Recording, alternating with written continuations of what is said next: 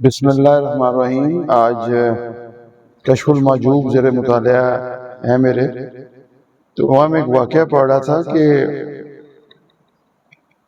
جناب ابو الحسن سید علی بن عثمان الحجویری المعروف بداتا گنج بخش رحمۃ اللہ علیہ بیان فرماتے ہیں کہ میں نے خواب میں رسول کریم صلی اللہ علیہ وسلم کی زیارت کی، تو میں نے عرض کی یا رسول اللہ صلی اللہ علیہ وسلم مجھے وصیت فرمائیں، تو آپ صلی اللہ علیہ وسلم نے ارشاد فرمایا کہ اپنے حواس کو خدا کی محبت میں مقید کرو،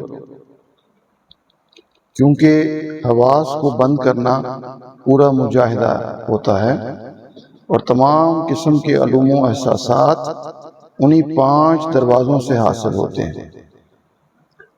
کی محبت میں مقید رکھنے سے مراد ظاہر ہے انسان اپنے آنکھ، کان، زبان، ناک اور ہاتھ ایسے کاموں میں استعمال کریں جو اللہ تعالیٰ کو پسند ہیں، انہیں گناہ میں، گوسپس میں، فضولیات میں اور نفسانی خواہشات کے پیچھے نہ چلنے دیں،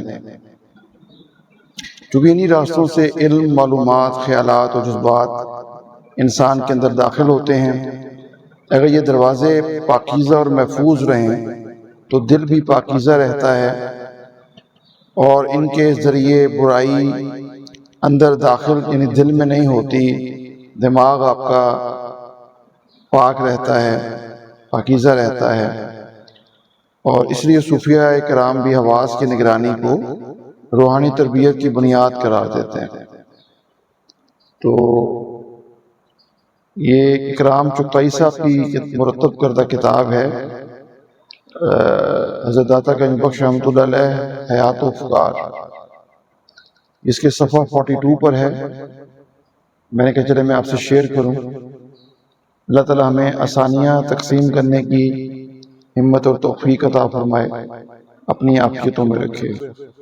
صبح خیر۔